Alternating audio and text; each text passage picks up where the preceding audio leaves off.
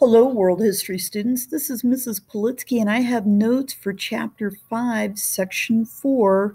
We're going to get into talking about the ancient Greeks, primarily Alexander the Great and his legacy. So we're going to start with old Alex here. And before we get into all the nitty-gritty about his life, we've got to talk about where he came from. He was the son of Philip II. Philip II was the king of Macedonia, and Macedonia was a region that was just to the north of Greece. Today, there is actually a nation called Macedonia, and it actually is along the northern border of Greece. But Philip, for the most part, he had kind of raised his people up. He had, I think, admired the Greeks for many, many years. Matter of fact, he went in and reorganized the Macedonian army. He adopted the phalanx, but he also improved upon that. He gave his soldiers longer spears, and he improved his cavalry, and he improved the archers. And as a result, they were able to conquer a good portion of Greece with one exception. They were never, ever able to conquer the city-state of Sparta. And in time, he had enemies and was eventually assassinated in the year 336 BCE. And as a result of that, we have to talk about the rise of his son. Alexander the Great rose from power when he ended a Greek revolt in his time. And this revolt came right about the time his father had been assassinated, kind of in response to that. And I think what was happening is that there was a hope that maybe Alex would be, basically ousted from power, and that the old city-states would be able to come back. Anyway, in time, old Alex was able to conquer territory in places like Persia, Egypt, the Phoenicians, and also Central Asia. And he did this all at a relatively young age. And number two, Alex began his reign when he was roughly the age of 20. Just so you know, he'd been kind of groomed from the get-go. There have been stories about how he was kind of like a horse whisperer as a young age and was able to tame wild horses, and hence people thought that he was a pretty remarkable young man at that time. He was also educated. Both of his parents were primary teachers, but at the same time, he also studied with Aristotle. As a result of that, he was able to, not only show military might, but he was also a very esteemed thinker for his time. Most Greeks considered the Macedonians a little backwards because they lived in villages rather than cities, and they spoke kind of a weird form of the Greek language. It kind of made them sound, I suppose, at that era of time, maybe like they were some rednecks or hicks. And so people didn't think all that much of Alexander when he kind of started off as a young leader. But in time, he is going to be a great conqueror. This is a map that kind of shows the territory that at the time of Alexander's life, and basically the scope of the territory that he was able to conquer. He started in Macedonia, made his way into Asia Minor, went to Egypt. Matter of fact, when he was in Egypt, he was made a pharaoh, which shows you something. And I think the people of that region, they saw him more as a liberator than a conqueror. He also conquered lands in parts of Central Asia. So we talk about all of Persia that he was able to conquer. He actually moved his troops further to the east, and they crossed the Indus Valley. But at that point in time, some of his troops were getting tired of being on the road for so long, and he was kind of forced to move back to the west. But needless to say, he acquired a lot of territory. And if you look at this map, there are quite a few places in parts of Asia today that are actually named after Alexander.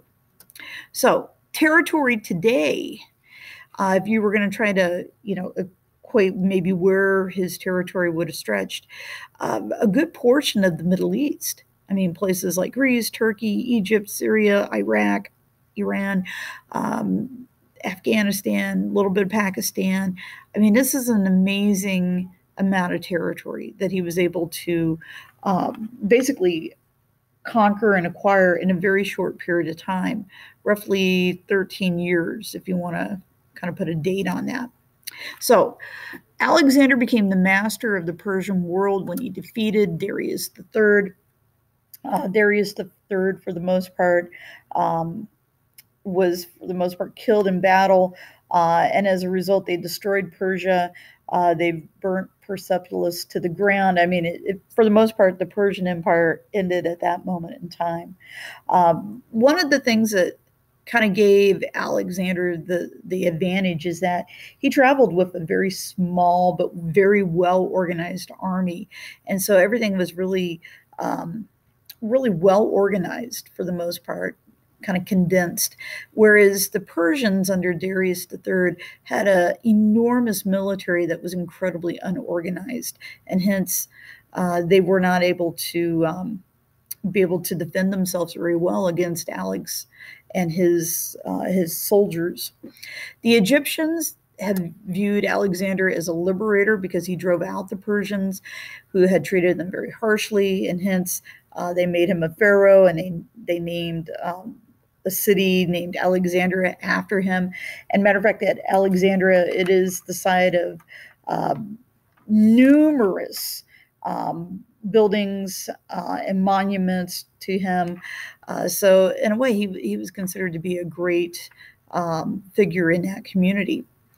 Alexander was also unable to name an heir because he died very young at the age of roughly 33, but we're just going to say an early age because the documentation as far as all the details of his birth and his death are a little cloudy, but needless to say, he had no heir, and as a result of that, his kingdom is going to be divided up. And hence, the great Alexander is not so great anymore. Okay. But we usher in a new era in Greece. We call it the Hellenistic era. And we have the Hellenistic culture that kind of developed after Alexander's death. It was a blended culture. In other words, we have a little bit of Greek culture, but we blended in with all these other peoples that we have come to be exposed to. So it did not have any city-states anymore. You know, when we think about old Athens and old Sparta, I mean, that was kind of the old model. Now we're looking at it more in terms of kingdoms, okay? Women also had a few more rights in the Hellenistic era opposed to back in the time of the city-states. So that's considered to be a great advancement. And number 8, Alexandria became the city or the center of culture and learning due to 2 scholarly resources.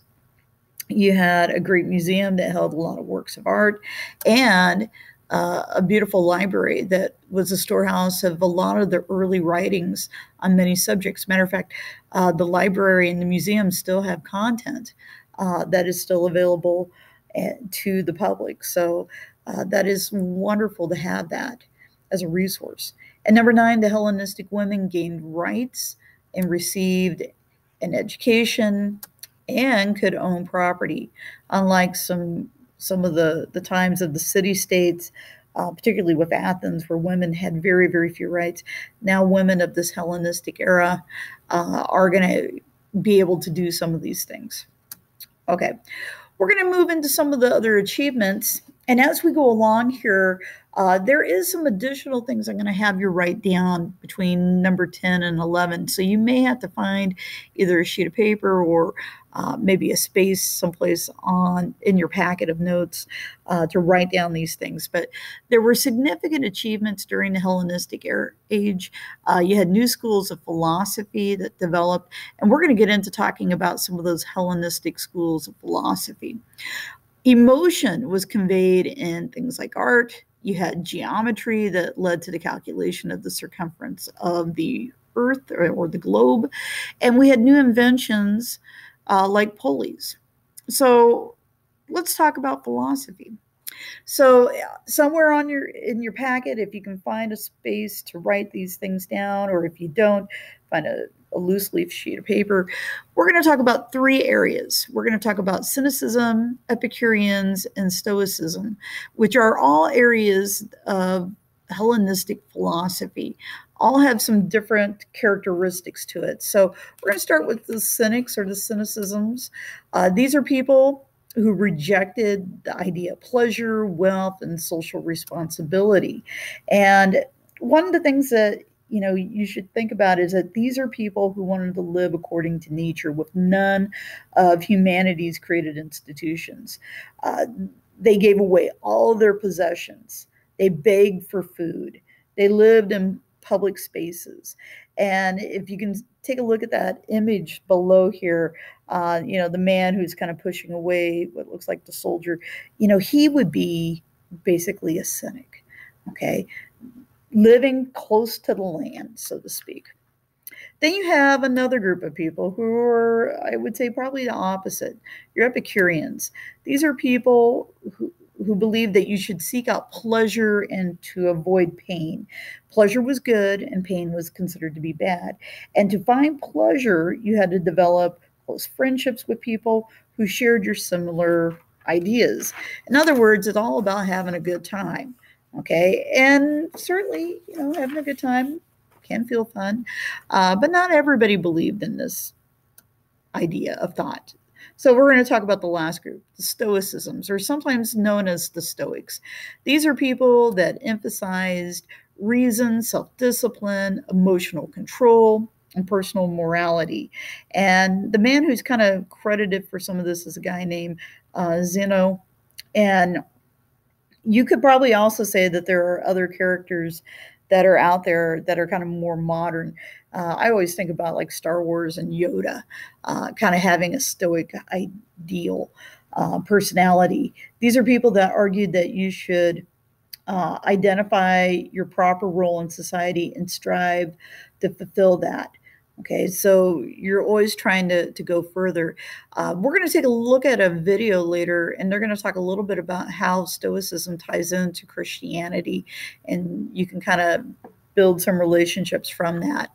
So our last item here is talking about some of our better known contributors of the Hellenistic era. And there's one fellow that's down here that's pictured that you're not writing down, but I do want to mention something about him. So you had men like Euclid, who contributed a lot of basic ideas for geometry. Not to forget about Archimedes, who was considered to be a great inventor. He's the fellow that gets credited for developing certain types of pulleys, like the compound pulley. He also made a mechanical screw, and there's talk that he also might have toyed with a steam engine, kind of a primitive form of that. There's a little something here I'm going to show you that he's also credited for, but maybe not necessarily getting the job done. Along with that, you have Pythagoras, who is probably known more for his geometry with the theorems of right-angled triangles. And finally, a man named Hippocrates, who you see pictured below. He is the father of medicine. To the left bottom corner, you have a man named Herodotus, who's more of an ancient, maybe not Hellenistic era thinker, but he is considered to be one of the earliest historians. And since we are in history, we got to talk about him just a little bit. But I do want to show you something about Archimedes. And supposedly he came up with this idea of a death ray, which sounds very sci-fi in a sense. This idea of using a huge mirror to reflect the sun and maybe use it as a weapon. And there's been questions about whether or not that could actually happen. Matter of fact, if you ever watch shows like Mythbusters, they've kind of taken that one on as an experiment. But needless to say, Archimedes was a little ahead of his time. So thank you very much.